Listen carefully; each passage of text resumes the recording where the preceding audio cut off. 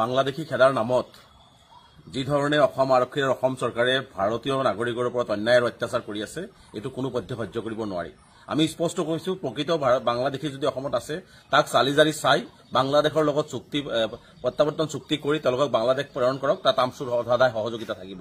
কিন্তু বাংলাদেশী বিতৰণৰ নামত যি ধৰণে অন্যায় আৰু অত্যাচাৰ কৰি আছে, যি ধৰণে মানুহৰ ওপৰত চৰকাৰে আক্ৰোশমূলক দমন নীতি আৰম্ভ কৰিছে, এইটো আমি কোনো পদ্ধতিতে মানি ল'ব নোৱাৰো।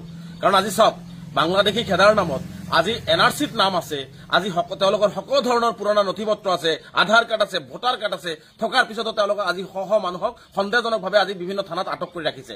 আৰু আমি বিভিন্ন কেছ দেখিছো, যিবিলাক মানুহৰ কেছ চলি আছে, যিবিলাক মানুহ ইতিমধ্যে ট্ৰাইব্যুনেলৰ ট্ৰায়েল চলি আছে, সেইবিলাক মানুহক তেওঁলোকে উঠাইছে। যিবিলাক মানুহ হাইকোৰ্ট সুপ্ৰিম কোৰ্টে বেল দিছে, ইতিমধ্যে ভাৰতীয় বুলি ডিক্লেয়াৰ কৰিছে, সেইসকল মানুহক উঠাই আছে। তাৰমানে এইটো সম্পূৰ্ণভাৱে পৰিকল্পিতভাৱে অসমৰ মুখ্যমন্ত্ৰী ডাঙৰীয়া, অসমৰ গৃহ বিভাগ, বৰ্ডাৰ পুলিচে মিলি অসমৰ ভাৰতবৰ্ষৰ বিশেষকৈ অসমৰ মুছলমানসকলক, ধৰ্মীয় সংখ্যালঘুসকলৰ ওপৰত এইটো অত্যাচাৰ কৰা হৈছে। গতিকে এই অত্যাচাৰ স্পষ্টভাৱে আমি কৈছো বন্ধ কৰাৰ কাৰণে আমি দাবী উত্থাপন কৰিছো।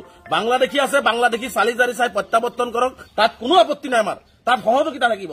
কিন্তু প্ৰকৃত ভাৰতীয় নাগৰিকৰ ওপৰত আজি গুৱাহাটীত আজি দেখিছো যে ৰাতি কথা নাই, বতৰা নাই, কোনো কেছ নাই, কোনো নোটিছ নাই, তাৰপিছত তেওঁলোকক উঠাই আনিছে। খোৱা পানী এটোপাল তেওঁলোকক দিবৰ কাৰণে পৰিয়ালে মানে বিচাৰিছে, সেই খোৱা পানী টোপাল তেওঁলোকক দিয়া হোৱা নাই। আজি মুখ্যমন্ত্ৰীক মই চেলেঞ্জ কৰিছো, যিসকল মানুহক তেওঁলোকে কৰায়ত্ব কৰিছে, যিসকল মানুহক তেওঁলোকে মানে সন্দেহ কৰিছে, 90% ভাৰতীয় নাগৰিক। আজি ডিটেনশ্যন কেম্পত থকা মই আগতে কৈছো যে মুখ্যমন্ত্ৰীক মই প্ৰত্যাহ্বান জনাইছো, বৰ্ডাৰ পুলিচক প্ৰত্যাহ্বান জনাইছো, শ্বেতপত্ৰ প্ৰকাশ কৰক, তেওঁলোকক ভালকে আইনী সাহায্য দিয়ক, তাৰে 90%তকৈ বেছি মানুহ ভাৰতীয় নাগৰিক হিচাপে প্ৰমাণিত কৰিব পাৰিব।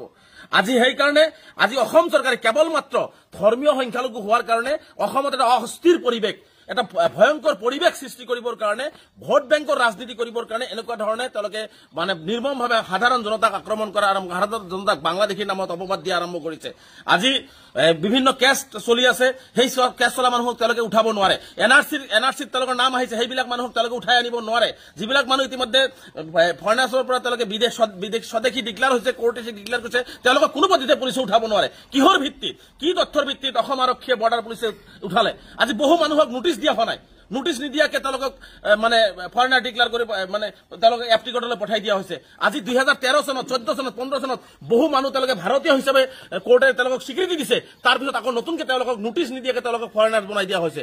গতিকে ইয়াত সম্পূৰ্ণ এটা ভয়াৱহ চক্ৰান্ত কৰা হৈছে, ভয়াৱহ ষড়যন্ত্ৰ ৰচনা কৰা হৈছে। অসমখনত এটা অগ্নিগৰ্ভ পৰিস্থিতি সৃষ্টি কৰিবৰ কাৰণে হিমন্ত বিশ্ব শৰ্মা ডাঙৰীয়াই ৰাজনীতি কৰিবৰ কাৰণে এনেকুৱা ধৰণৰ কথা কৈ আছে আৰু এনেকুৱা ধৰণৰ কৰ্মবিলাক কৈ আছে। গতিকে আমি স্পষ্টকৈ কৈছো, বিদেশী মানুহক ভালকে চিনাক্ত কৰি বাংলাদেশ হওক, নেপাল হওক, তেওঁলোকৰ লগত প্ৰত্যাৱৰ্তন চুক্তি কৰি প্ৰেৰণ কৰক। কিন্তু এই যে যিটো নিৰ্মম অত্যাচাৰ, যি ধৰণে এটা ভয়ংকৰ পৰিৱেশ ৰচনা কৰিছে, এইটো অসম চৰকাৰ, বৰ্ডাৰ পুলিচে বন্ধ কৰিব লাগে, স্পষ্টভাৱে বন্ধ কৰিব লাগে।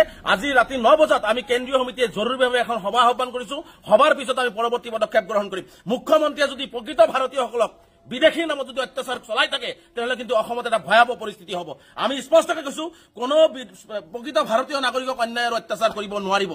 আমি স্পষ্টকৈ কৈছো যে কোনো ভাৰতীয় নাগৰিকক তেওঁলোকে অন্যায় আৰু অত্যাচাৰ কৰিব নোৱাৰিব। আৰু মই পুনৰবাৰ বৰ্ডাৰ পুলিচ, ডিজিপি মহোদয় আৰু অসমৰ মুখ্যমন্ত্ৰীক মুকলি প্ৰত্যাহ্বান জনাইছো, তেওঁলোকে যিবিলাক মানুহক অন্যায় আৰু অত্যাচাৰ কৰি আছে, তাৰে 90%তকৈ অধিক মানুহ ভাৰতীয় হয়। আৰু এইটো কথা স্পষ্ট, আজি এজন মানুহক তেওঁলোকে গ্ৰেপ্তাৰ কৰিছে, হাজাৰ হাজাৰ তেওঁলোকৰ পৰিয়াল আছে, তেওঁলোকৰ অংশী বংশী আছে, 14 পুৰুষ তেওঁলোকে ভাৰতীয় নাগৰিক কেনেকে হ'ল? যদি এজন মানুহ বিদেশী হয়, তেওঁলোকৰ বংশী কেনেকে তেওঁলোকে অসমৰ বাসিন্দা হয়, ভাৰতৰ বাসিন্দা হয়, ভাৰতীয় নাগৰিক হয়? এই জবাব অসমৰ মুখ্যমন্ত্ৰী দিব লাগিব, ইয়াৰ উত্তৰ ডিজিপি মহোদয় দিব লাগিব। গতিকে সেইকাৰণে স্পষ্টভাৱে মুখ্যমন্ত্ৰীক কৈছো, এই ধৰণৰ নিৰ্মম অত্যাচাৰ, এই ধৰণৰ নাটক মুখ্যমন্ত্ৰীয়ে বন্ধ কৰক, অন্যথাই কিন্তু অসমত এটা ভয়াৱহ পৰিস্থিতি হ'ব। আৰু ইয়াৰ বাবে সম্পূৰ্ণ গৃহ বিভাগ, অসমৰ মুখ্যমন্ত্ৰী জগৰীয়া হ'ব। আৰু আমি আজি 9 বজাত আমি কেন্দ্ৰীয় সমিতিৰ বিশেষ জৰুৰী সভাৰ পিছত আমি পৰৱৰ্তী পদক্ষেপ গ্ৰহণ কৰিম। কোনো পদ্ধতিতে ভাৰতীয় নাগৰিকৰ অত্যাচাৰ সহ্য কৰা নহ'ব আৰু বিদেশীৰ লগত আপোচ কৰা নহ'ব। বিদেশী যদি আছে, চালি জাৰি চাই, পুংখানুপুংখ কাগজ পাতি চাই তেওঁলোকক সকলো ধৰণৰ ব্যৱস্থা কৰি বিদেশলৈ প্ৰেৰণ কৰক, আমচুৰ সহযোগিতা থাকিব।